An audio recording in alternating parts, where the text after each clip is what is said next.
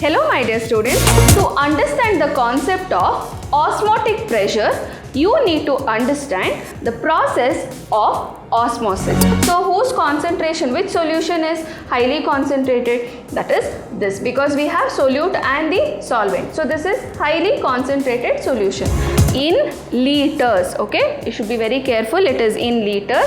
The osmotic pressure inside the blood cell as well as of the solution of the saline is same. Solvent is moving, we call it as osmosis, from the lower concentration to higher concentration.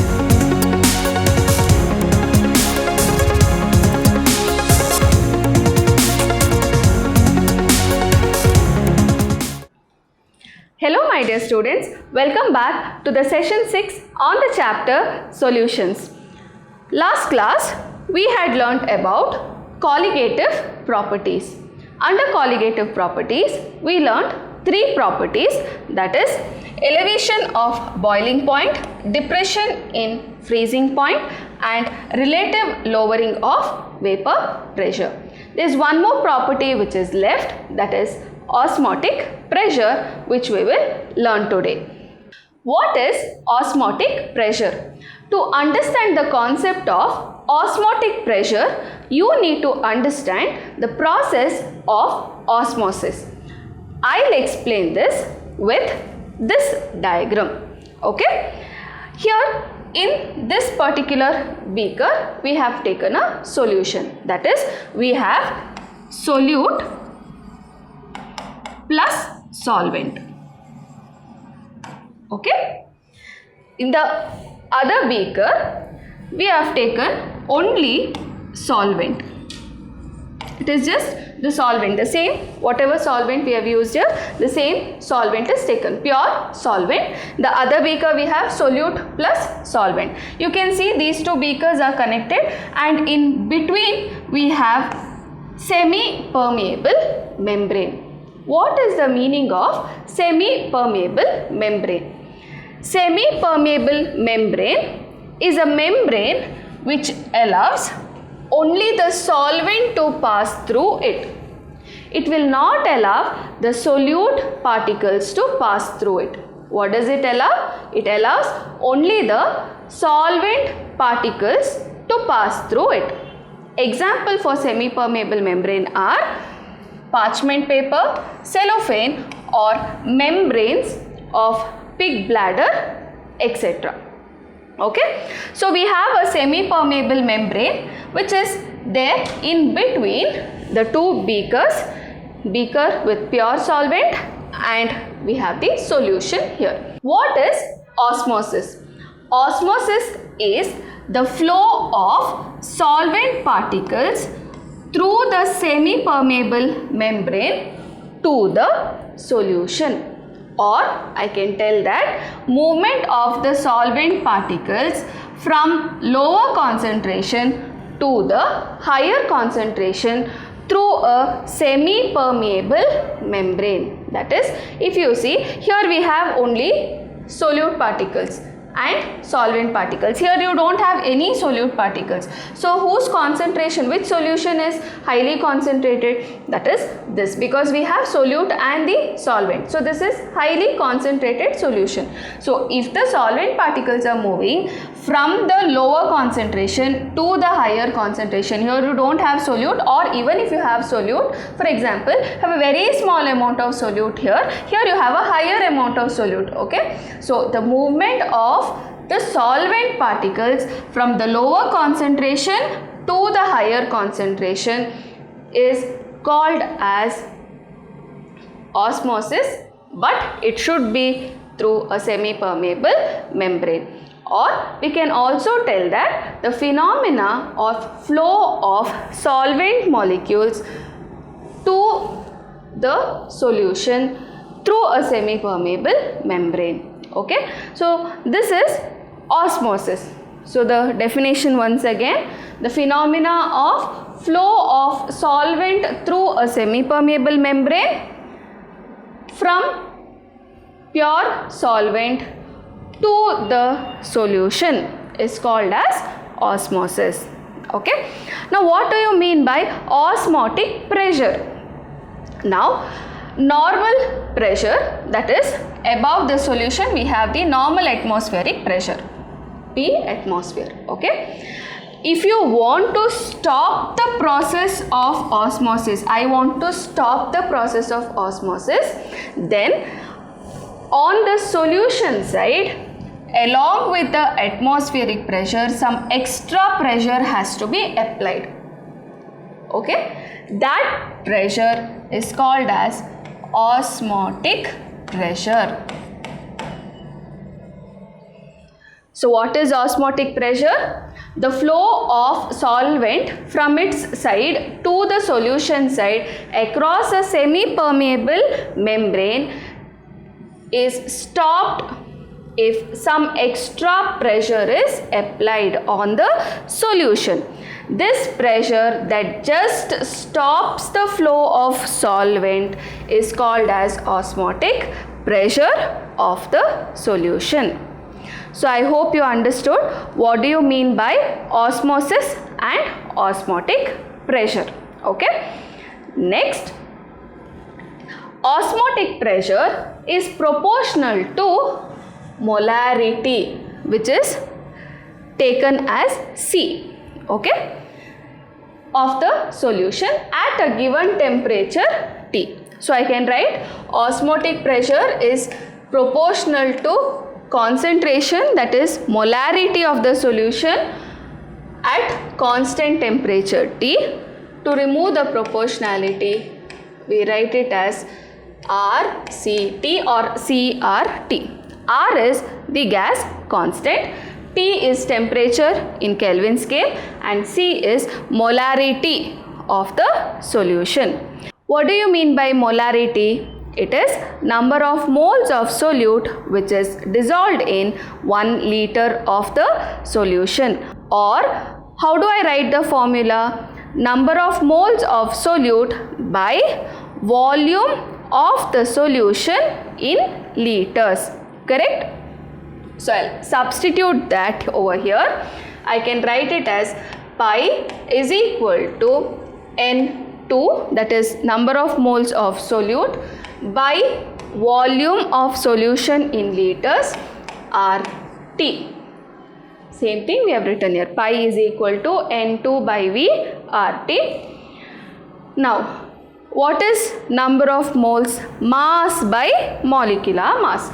So I can write it as pi is equal to mass of the solute by molecular mass of the solute into V, and here RT remains as it is. So I can use this formula, or I can rearrange this formula in different ways. You can see here pi V is equal to W2 by M2 into RT, or if I want to find the molecular mass of the solute, then I will have to take it onto the left hand side, and this will come into the denominator over here. You can see the formula is M2 is equal to W2 RT by pi V. Okay, so here what do we have? T is temperature, R is gas constant, W2 is the mass of the solute, pi is osmotic pressure, V is volume of the solution in liters. Okay, you should be very careful, it is in liters, and M2 is the molecular mass of the solute. So you can use this formula to calculate the molecular mass of the solute. Okay, so I hope you understood what is osmotic pressure and the derivation to get the formula for calculation of molecular mass of the solute. Now let's see what are the advantages of osmotic pressure. Okay, osmotic pressure measurement is around room temperature. We can measure osmotic pressure in room temperature, whereas elevation of boiling point, depression of freezing point, it involves boiling of the solution, or freezing point, it involves the freezing of the solution. So here no such process is happening. You are measuring the osmotic pressure at room temperature itself. Correct? So that is one advantage. Next thing, molarity of the solution is used instead of molality. measurement for molarity, measuring is very easy. Number of moles, that if you know the mass of the solute, you will get the number of moles. Also volume, it is very easy to measure compared to that of molality. Okay, so whereas elevation of boiling point as well as depression in freezing point, we are using molality. Okay, that's the second advantage of using osmotic pressure. Third is, as compared to the other colligative properties, its magnitude is large even for very dilute solution. Even if it is a very dilute solution, the magnitude is large for osmotic pressure. Okay. The last advantage is, for determination of molar mass of solutes in particularly used for biomolecules. Okay, this process is very helpful because biomolecules are not stable at high temperature.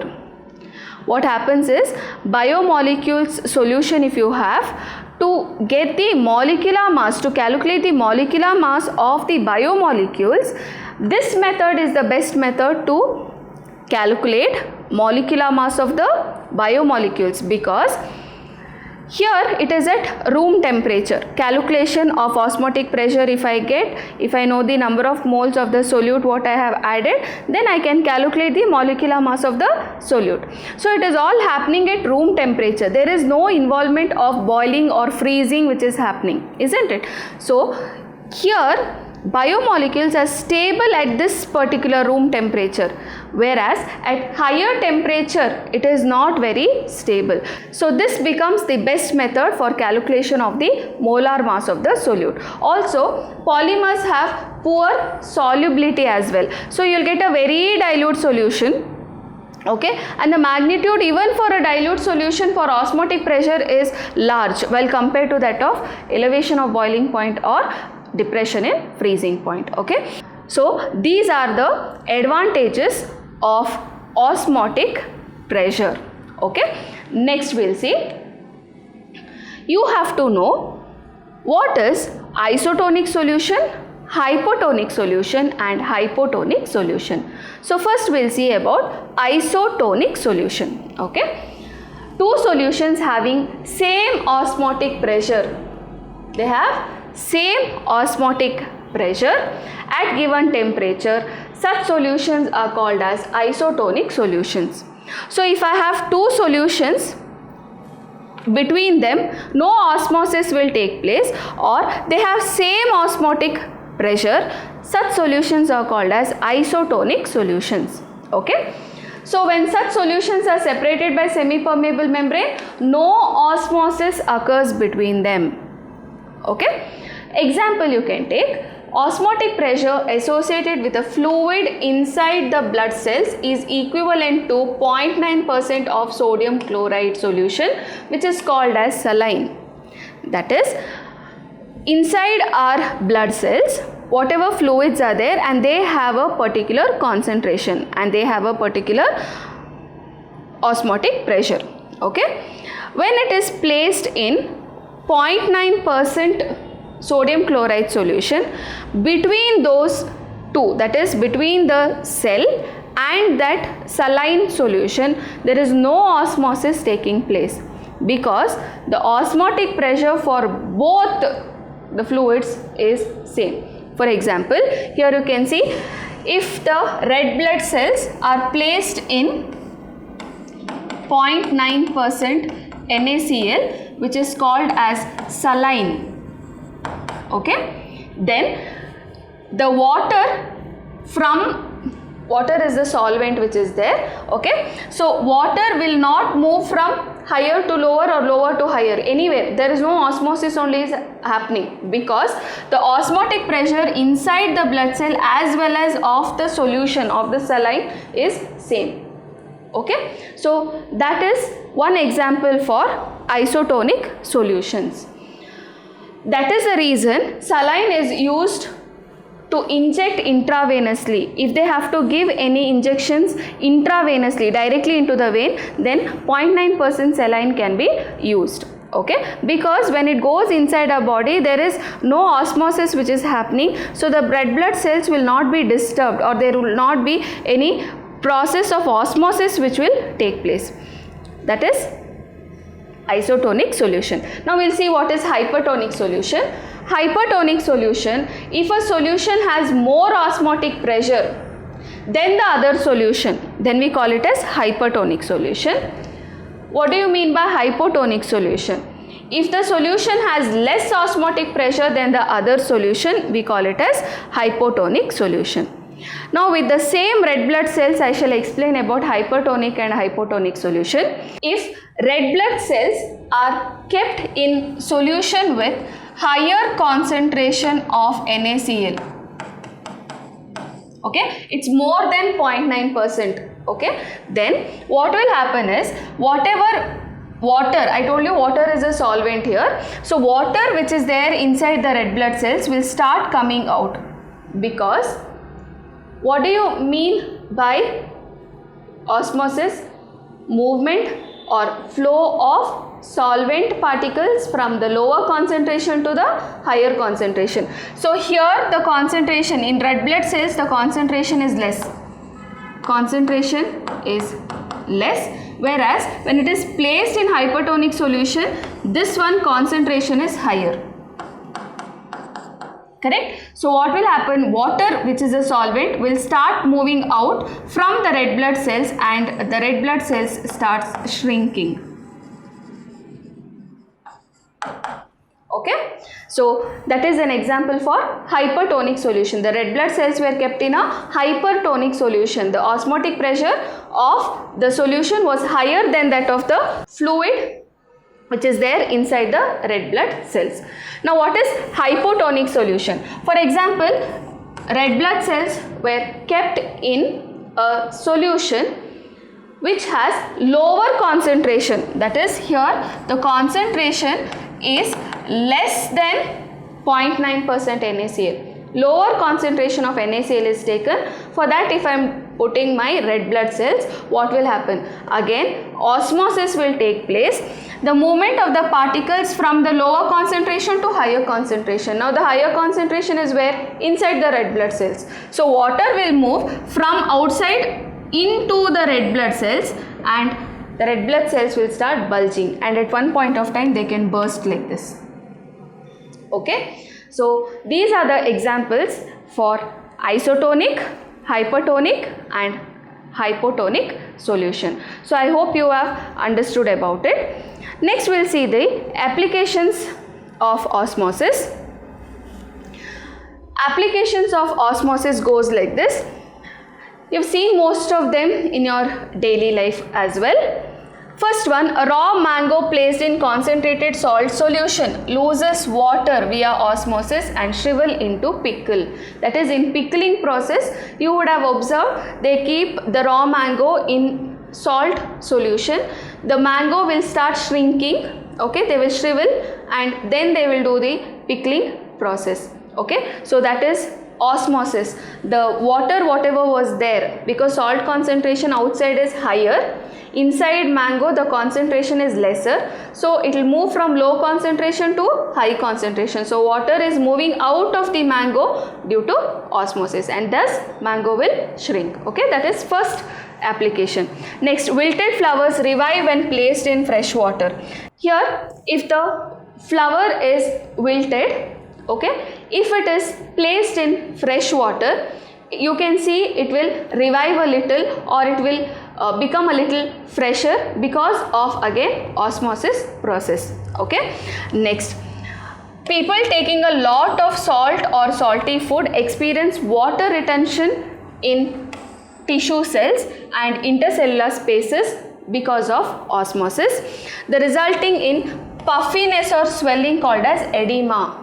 That is, if some of them eat lot of salty food, okay, or they consume any food which contains a lot of salt, they can experience puffiness or swelling. That is, the water will start retaining in the body and there will be edema, there will be swelling up of the cells which is there in the body. Okay, especially if you see people who have high blood pressure, if you have observed, if they sit for a longer time, their feet will be a little swollen because of such process. Of course, it is not completely osmosis, but I am trying to explain what is the meaning of edema. You have seen that puffiness in the feet, where there is a little water which is retained, and there will be a swelling which you can observe. That is edema. Okay, so if you consume a lot of salty food, it can occur.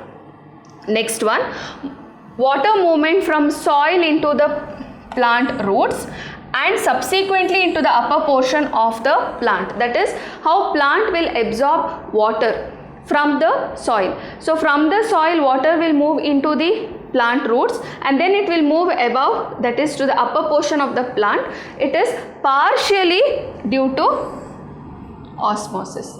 Okay. Next we have preservation of meat by salting. I already told you, meat by salting, or fruits by adding sugar to protect it against bacterial action. Now if we want to preserve any meat, or you might have seen some fruits which they dip in sugar solution and you can keep it for a very long time, that is their shelf life will increase. That is basically because we are trying to kill the bacteria which is there. Now what happens to the bacteria when you keep the food in salt or in sugar syrup, or you just add an extra amount of salt and the shelf life of the food will increase? What happens exactly is, the bacteria what is there has some fluid content within it, okay, and outside the sugar concentration or the salt concentration is very high. It's like bacteria is placed in concentrated solution of sugar or salt, concentration outside is higher, so water what is there, or the fluid what is there inside the bacteria will start moving out and in turn will kill the bacteria, and due to which there is no bacterial growth in the food and the shelf life of the food is increased. That is why we use salt and sugar for preservation of the food for a very long time. Okay, so that is the last application which you can see in daily life. Okay, that's about osmosis and osmotic pressure. Okay, next we'll be learning about reverse osmosis. So what is reverse osmosis? The phenomena of flow of solvent through a semi-permeable membrane from solution to pure solvent. In osmosis what we learnt? From solvent, pure solvent to solution, but here it is the other way around. From solution to pure solvent is called as reverse osmosis. This process occurs when pressure applied on the solution is more than osmotic pressure. So if the pressure what you have applied on the solution side is more than the osmotic pressure, then reverse osmosis can take place, and it is used in desalination of sea water. So I shall explain with the diagram. Here you can see we have taken fresh water on one end, on the other side we have salt water, and both are separated by semi-permeable membrane. Okay, here also you can see we have a piston. Now pressure can be applied here. The pressure applied is greater than that of the osmotic pressure. Now what will happen? More and more pressure when you apply, reverse osmosis will take place. Now what is osmosis? From this is fresh water, this salt water. So concentration is more in salt water than that of fresh water. So solvent molecules will be moving from in this direction. This is osmosis. Okay, and if you apply some pressure there, this process will stop. That pressure is called as osmotic pressure. Now the pressure applied is more than osmotic pressure. Then here you can see the solvent particles will start moving from higher to the lower concentration. Okay, this is called as reverse osmosis. So I hope you understood. Osmosis means It is movement of the solvent from fresh water to salt solution it would happen, that is from the lower concentration to higher concentration. To stop that, the pressure applied is called as osmotic pressure. Now if the pressure applied is more than the osmotic pressure, then the solvent will start moving from the higher to the lower concentration, and you can see the water excess will start coming out. Okay, this is called as reverse osmosis. Very important question for your exam. They have asked 3 or 4 times in the previous paper. What is reverse osmosis? For 2 or 3 marks they can ask. Okay, to understand this better, we shall see the next slide. Here you can see you have a semi-permeable membrane. Now you have water and salt molecules. If the solvent is moving, we call it as osmosis, from the lower concentration to higher concentration. Now the pressure applied is more on the solution side, reverse osmosis will take place. That is, the solvent particles will start moving from the salt solution side to the solvent side, that is pure water or fresh water side. So this is, you can see here, it is reverse osmosis. Okay, so I hope you understood what is osmosis as well as reverse osmosis. Reverse osmosis is used in desalination of seawater. We know in seawater the salt concentration is really very high. Now if we apply reverse osmosis here, we can get fresh water from seawater. Okay, so that is about osmosis and reverse osmosis. Next concept is abnormal molar mass. Now what is abnormal molar mass? In some cases, molar mass determined by colligative properties do not agree with the expected or theoretical values. We learnt 4 colligative properties: relative lowering of vapor pressure, osmotic pressure, elevation of boiling point, depression in freezing point. Now all these 4 properties we learned how to calculate the molecular mass of the solute. Using this colligative property, the molar mass calculation what we have done will not match with the actual or expected or theoretical value of the solute. Okay, so what is it? Our calculated molecular mass is not matching with the theoretical value of the molecular mass of that same solute. Why is it happening? That is because due to association or dissociation of the solute molecules.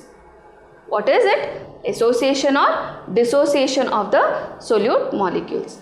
So the molar mass that is either lower or higher than the expected or theoretical or normal value. Such molar mass we call it as abnormal molar mass. Next we learn what is association and dissociation. Okay. For example, for association, I take acetic acid, CH3COOH. So here I have CH3C double bond OH. So this is my one molecule of acetic acid. I have one more molecule of acetic acid, CH3C double bond OH. This is my second molecule of acetic acid. Okay. Between them you can see there is hydrogen bond which is formed between oxygen and hydrogen. Here oxygen and hydrogen. So now 2 molecules of acetic acid will start behaving like one molecule. Such property we call it as association of the solute particles. What is happening? 2 particles will start behaving like one particle. Because it's 2 particles, we call it as dimerizing. Okay, if 3 particles start behaving like one, we call it as trimerizing or tetramerizing. Okay, so here what happens during association? Molar mass will be greater than the theoretical value. So if we calculate the molar mass using the colligative properties, for such solute. Okay, thus the calculated value will be greater than the theoretical value. Now we'll see what is dissociation. For example, potassium chloride. Potassium chloride solute I will take and dissolve in water. It will form K plus NCl minus. Or I take NaCl. It will dissociate and form Na plus and Cl minus. So now one molecule is behaving like two molecules, or one molecule is giving rise to two particles. Correct? So one particle will dissociate and give two particles. So the number of particles, we know colligative property means what? It is dependent on the number of particles. So if we have added 4 particles of NaCl, it will behave like 8 particles there, because I'll get 4 Na plus ions, 4 Cl minus ions. So instead of 4, I'm calculating the colligative property for 8 particles. So what will happen to the molar mass? Molar mass will be less than the theoretical value. That means the value which you get by using the colligative property method will be much less than the actual molecular mass of that same solute. Okay, so association and dissociation is taking place. Then a new factor was introduced called as Van 't Hoff's factor. So what do you mean by Van 't Hoff's factor? It is represented with small letter I. Okay, in 1880 Van 't Hoff introduced a factor I known as Van 't Hoff factor to account for extent of dissociation or association. Now how do you get this I value? Normal molar mass by abnormal molar mass, that is the actual theoretical value by the value which you have got, okay, or observed colligative property by calculated colligative property, or by total number of moles of particles after dissociation or association by number of moles of particle before association or dissociation.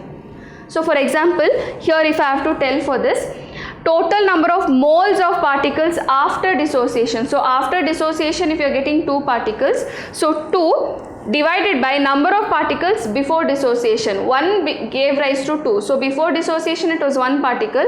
After dissociation it has become 2. So 2 by 1. But here it is not number of particles, it is number of moles. Please take care, it is the number of moles of particles. Okay, I just gave you an example to understand. So if I take the total number of moles of particles after dissociation by total number of moles of particle before dissociation, then I can get the value of I.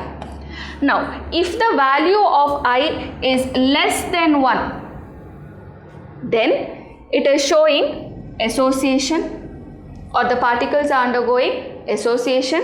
If the value of I is greater than 1, then dissociation is observed. Okay, if the I value is equal to 1, then the solute particles are not undergoing dissociation or association. Okay, so if dissociation is happening, then I value will be greater than 1. If association is happening, I value will be less than 1. If there is no association or dissociation among the solute particles, then I will be equal to 1. This is very important for your competitive exams also. Thus, the Van 't Hoff's factor was included or modified the equations for colligative properties, that is relative lowering of vapor pressure of the solvent. We had only this one, P1 naught minus P1 by P1 naught is equal to N2 by N1. Now new factor I was introduced. Similarly, elevation of boiling point delta TB is equal to IKB into M. Depression of freezing point delta TF is IKF into M. Osmotic pressure of solution pi is equal to IN2 RT by V. Okay, so the factor I was introduced in the formulas to calculate the colligative properties. Okay, so that's about Van 't Hoff's factor I. Next, we'll solve some of the numericals. I shall read the question for you all.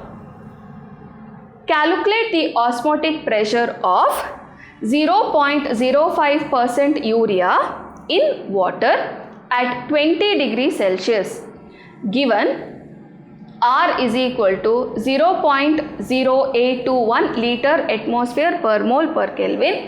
Molar mass of urea is 60 gram per mole. So what are we supposed to calculate? Osmotic pressure. So I am supposed to calculate osmotic pressure. Okay. What is given? It's given that 0.05% of urea solution in water. Okay. Temperature is 20 degrees Celsius. Okay. And R value is equal to 0.0821. Okay. I'm not writing the units here. Molar mass of the solute. So M2 I will write. M2 is equal to 60. Okay. Always remember in my formulas, the subscript 2 what I use, it is for the solute, 1 what I use is for the solvent. Okay. So the formula to calculate the osmotic pressure is pi is equal to W2 by M2 RT by V. Now what is given? R is given, T is given, V we can find out, W2 we can find out from the given content, M2 we know it is given, we can find out pi. So what is W2 and V? They have given us 0.05% of urea in water, correct? Now what is W2 and V? It is given that 0.05% urea solution in water. It means that 0.05 grams of urea is dissolved in 100 ml of solution. Okay, so the volume of solution is 100 ml. Here, before I substitute into this formula, things to remember is temperature should always be in Kelvin scale. Why? You see here atmosphere per mole per Kelvin. The gas constant is in Kelvin scale. Okay, so the temperature should be in Kelvin scale. Also, because it is molarity, volume in liters, the volume should always be in liters. Okay, so temperature I have to do plus 273 to get the answer as 293 Kelvin. Okay, and volume is 100 ml, volume is 100 ml, which is nothing but 0.1 liters. Now I can substitute all the values. So W2 is 0.05, M2 is 60, into R is 0.0821, into temperature is 293 Kelvin, divided by volume is 0.1. Okay, so if I solve this, I'll get the answer as 1.2027 by 6, which is nothing but 0.2004. It is pressure, it is atmosphere. How? You see here also it is in atmosphere. Okay, so this is the answer for this particular numerical. I hope you have understood. For the numericals, it's better you all have a pen as well as a book and your calculator along with you all. As I am solving, even you can try to solve. If necessary, you can pause the video and use the calculator and see if the answers are right as I am getting it over here. Okay, so we'll do the next problem. The next question is 200 cm cube of aqueous solution of protein contains 1.26 grams of protein. The osmotic pressure of such a solution at 300 Kelvin is found to be 2.57 into 10 power minus 3 bar. Calculate the molar mass of protein. So here they have given the osmotic pressure, but you are supposed to calculate the molar mass of protein. Okay, so we'll see what is the values which we have already got. First 200 cm cube of aqueous solution, that means volume is given, it is 200 cm cube means ml, okay, which is nothing but 0.2 liters. I'll convert it into liters because I know I have to substitute in liters. Next, it contains 1.6 grams of protein. So protein is solute, mass of the solute or protein is 1.26 grams, okay. The osmotic pressure of such solution at 300 Kelvin. So temperature is already given in Kelvin scale, so it is 300 Kelvin. And osmotic pressure pi is equal to 2.57 into 10 to the power minus 3 in bar they have given. Okay, so you have to be very careful when you are taking the R value, even that should be in bar, okay. Calculate the molar mass of the protein. So you are supposed to calculate M2. Okay. Now what is R value? As it should be in bar, it will be equal to 0.083 liter per mole per Kelvin. Sometimes the value will be given, otherwise you need to know the value. Anyways, about gas constant you have learnt in your first year, where you have the R value in different units also, okay. At least you need to know in atmosphere, in bar as well as in joule per Kelvin per mole, okay. Formula is pi is equal to W2 by M2 RT by V. M2 I will take it on the other side. So M2 is equal to W2 RT by pi V. I will just substitute here 1.26 into 0.083 and then I have temperature is 300 divided by pi value is 2.57 into 10 to the power minus 3, okay, and volume is 0.2.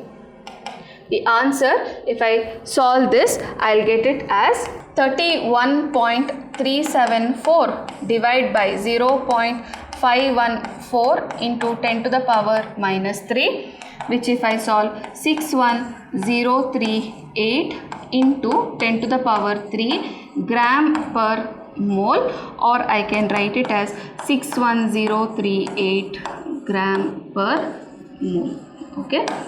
So this is the answer for this particular question. More numericals I shall solve in the next session. You all know, in this particular chapter, for your final exam, that is second PUC board exams, you can expect one 3-mark question based only on the numericals. So it's really very important. See you in the next class. Thank you, my dear students. Stay tuned, stay focused.